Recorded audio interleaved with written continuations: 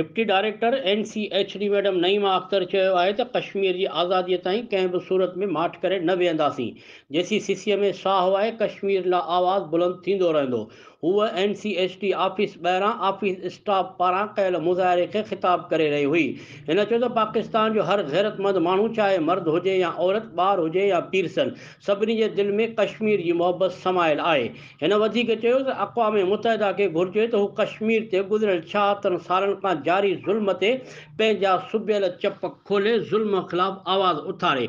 मुज़ाहिरे में assistant director Sikandar Ali Mangsi, VCD focal person Ishfaq Ahmed Lagari ऐं अब्दुल सत्तार मशहूरी समेत कई मुलाज़िम शरीक हुआ।